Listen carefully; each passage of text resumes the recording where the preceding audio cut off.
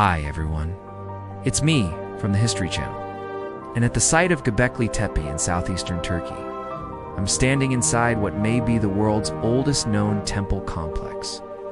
But who built it?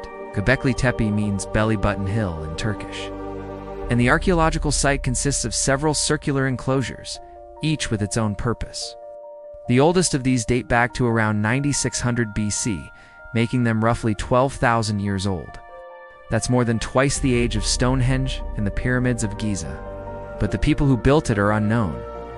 It was constructed around the time that humans were transitioning from nomadic hunter-gatherers to a settled, agricultural society. And yet it predates what we call the first agricultural revolution by at least a millennium. The earliest inhabitants of Gobekli Tepe were most likely nomadic. They lived in small groups, constantly on the move, following the herds of wild animals across the landscape. Their way of life was directly tied to the cycles of nature. But beginning around 12,000 years ago, something remarkable happened. The glaciers that had advanced across Europe during the last ice age were retreating, temperatures were rising, and the landscape was becoming greener. Plants and animals thrived in this new climate. And for the first time in a very long while, humans didn't have to follow the herds. They could stay in one place and let the plants come to them. This is what we call the Fertile Crescent, and it's where agriculture was first domesticated. But how did the people who built Gobekli Tepe fit into all of this? We don't know for sure, but the evidence suggests that they may have been among the first to experiment with growing their own crops and raising their own livestock.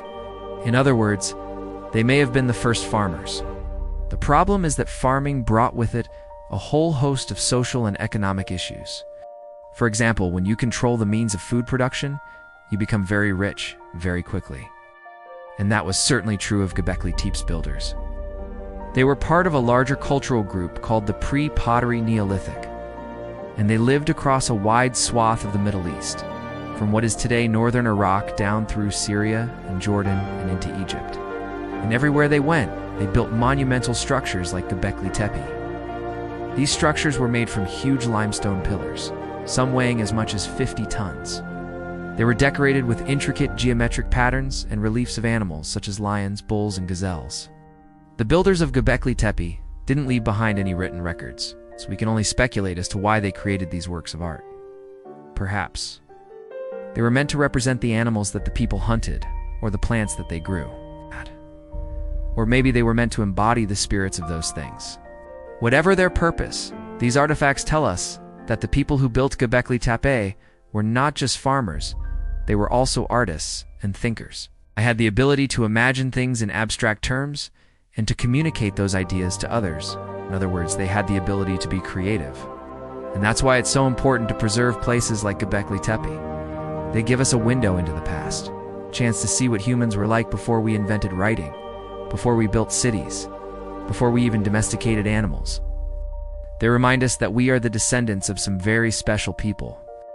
The first farmers, the first artists, the first architects. I'm here for the History Channel,